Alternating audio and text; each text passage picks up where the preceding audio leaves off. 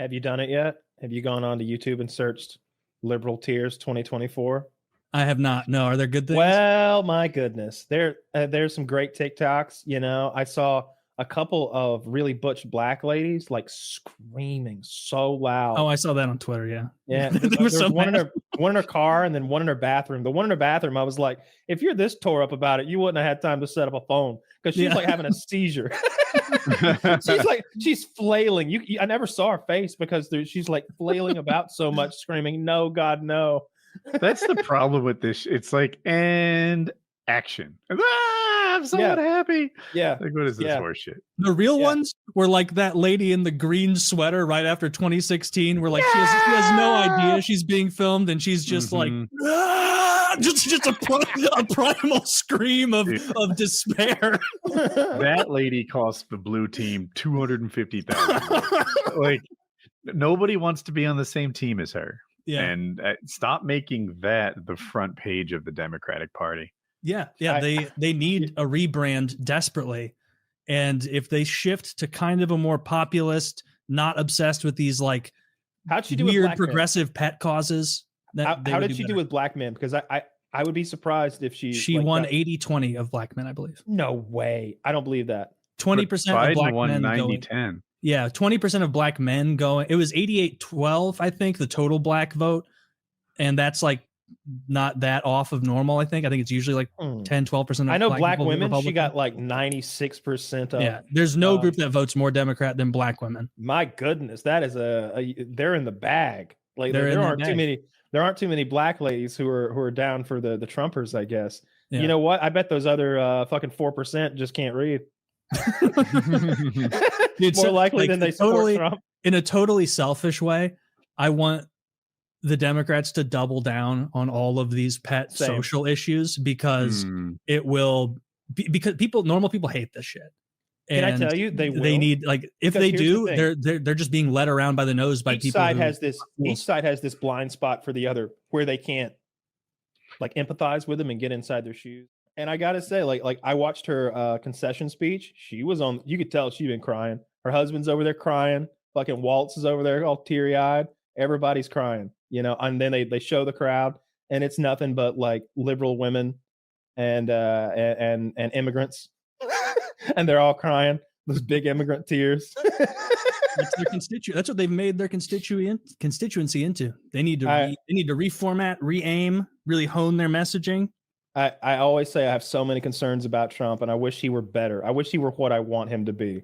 Same. But man, I love seeing him beat those people. I love it so much because it's him. Like if they lost to like a George Bush, a John McCain, a Romney, a regular old like good guy Republican, they could take that. But these are those humiliation victories. This is like when Khabib spit on Conor, and like this is like, oh yeah, you like that? This is rough for them to take because they see him as a joke. One of the best moments in UFC history. And they get into those, and we all do. I get so much of my news from Reddit. It's this echo chamber where everybody's saying she's gonna win. It's gonna be Madam. Yeah, and then they're like, it's literally echoing back and forth. Like, yeah, it is. And this guy amplifies that guy. Yeah, you're so right. I am right. And it just goes round and round. And then I was watching a liberal podcaster. This guy takes news clips, and then there'll be like a really good 90-second clip, and then he makes a 10-minute video of him flapping his lips about it. Anyway, he's getting all these unsubscribes. And I'm like, fuck you. You should get those unsubscribes because after having watched your videos, I became misinformed. So fuck that guy. It makes me upset. Like I'm trying to gather information about the news, and I watch it from the left and I watch it from the right, and I try to figure out what the middle is. But I guess I fouled it up because I thought Kamala was going to win, and she didn't. There's a lot of these media Pied Pipers out there that want to misinform you to keep you on their little in their alcove. Did that Iowa poll like play any Yes. part? Oh my God. You too. Okay.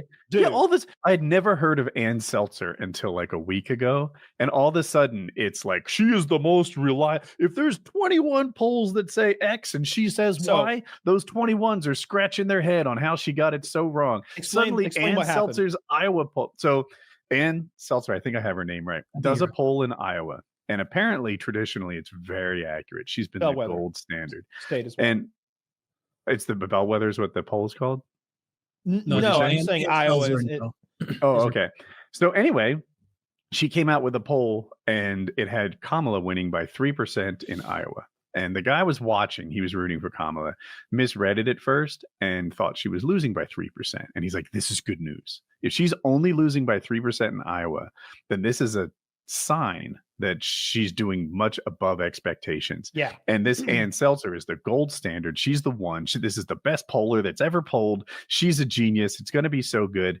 And then the results come out. And I'm like, you guys misinformed me. Why didn't you temper expectations that this is an outlier poll? Shock poll. Dagger to the Trump campaign as Iowa shock poll comes in with him down 3 points in the middle of the Redlands. And that was when we did the show like that night, and I was like, I don't know who's gonna fucking win, dude. It's like, so it got in your news universe too. Like, I got in my news universe by that. Yeah, I saw, and like maybe it's just because I'm the most right wing of us, but like I saw that, and I didn't feel this way in 2016. Like as election day was going, I had no nerves. I'm like, he's going to win. So when I saw that, I just remembered back to like all the ridiculous New York Times polls and all these things they put out that always seem to, massage data. They're almost like these pollsters are almost wish casting, seemingly like what they want to be the reality. And it didn't sway me at all. I'm like, there's no way this lady's right. He's going to win Iowa for sure. Not that I also thought I'm sorry, I said it wrong. I also thought Trump was going to win Iowa. I just took it as a good sign. Like if she's off by even 2% or 4%, this is much better than we expected her to do in Iowa. And shucks, the people that are in Iowa have a lot in common with those in Michigan and Wisconsin and those other nearby states. And that is the sort of thing that misinformed me. And I'm glad these guys are getting their unsubs because you're inaccurate news. Heck you. Fake news. I think you can go even further than heck you. I think I wouldn't blame you for being even more upset at them. I was shocked by the election results. I didn't watch it until late. I didn't start watching until late. I was watching movies or cop videos or some shit. And then when I flicked over, it was already, you could tell because on CNN, like everyone's demeanor and body language. Within 5 seconds, I didn't need to see anything on the screen other than that. And I was like, oh, we're cooking. I was watching a live stream. They're Republicans, but they're never Trumpers. The Bulwark, if you know them at all. And they were comparing it to the 2016, where they're like, are we all ready? And like grieving in negotiation stage, like we're like, well, she could still win the blue wall. This could still hold. This could still, but it's like if you lose Georgia and Pennsylvania by whatever it was, 3%. Oh, that was it. I meant to say Georgia and North Carolina. If she loses Georgia and North Carolina by 3%, then that doesn't bode well for the blue wall states. But they're still hoping that they don't follow the trend. And I'm like, we're cooked. Yeah. There were clips going around of like obviously the cope streams that a lot of people were having. Like I saw a clip of Destiny on whatever stream he was doing. And like, I guess it was all liberals, it wasn't a super long clip, but like everyone else, like the other 6 people sitting there are like, bro, it's Jover. Like it's over. And he's like, show me Georgia again. How many outstanding votes? Like I watched frantic. that live. Where are the mail-in ballots? I was promised there would be mail-in ballots. I think he was doing that for entertainment value. I'm sure there's a mixture. And he's like, show me some good news. Give me something. Like drill into Pennsylvania. We've taken Hawaii. Sir, we've taken Hawaii. The big island, at least. How many paths to victory are there? 0? That can't be true. I started hoping that it would just be a little closer. North Carolina had some good results for the blue team.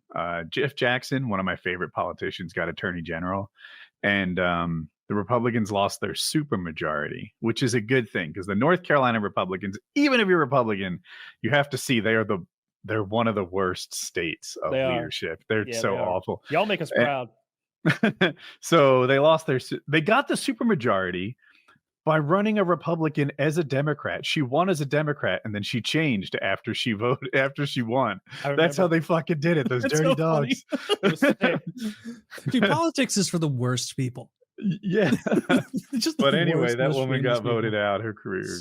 Who's saying Missouri's going to go blue? No one. No one's saying that. It's I don't think we've been blue since maybe 92 with Clinton would be my most recent guess. We went blue with the first Obama, but not the second. And prior to that, I'm not sure. Yeah. North Carolina is definitely the purple. most swingy of the 3 states we live in. No, I think Like- Georgia. I don't know. It's hard to stack rank North Carolina and Georgia on who, because they have 2 blue senators. Because it's also like it's so recent that like presidentially Georgia was purple. Like it was. The used to just be a demographics solid have red. just been shifting. Like there's just so many people in Atlanta. Look at that. Let's see. Come on, hit me with 90. Is it 92? Fuck, 96.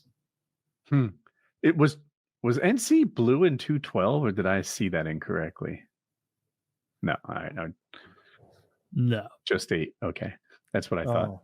I remember being in high school during like the Obama McCain run, and like even my parents and like people I knew who were either gonna vote, either not vote or like were kind of tacitly pro McCain, being like, "Oh yeah, there's 0% chance he's gonna get blown out. Like Obama's gonna." Oh yeah, you could feel it. You could tell that McCain did. McCain was so nice when it came time to like possibly attack Obama and like drag him through the mud or something. He was just like, "Oh no, he's a good man. We just disagree. Don't say that. Say he's the devil. Say he's a Muslim." Terrible. I don't think my dad even votes, like at all, ever.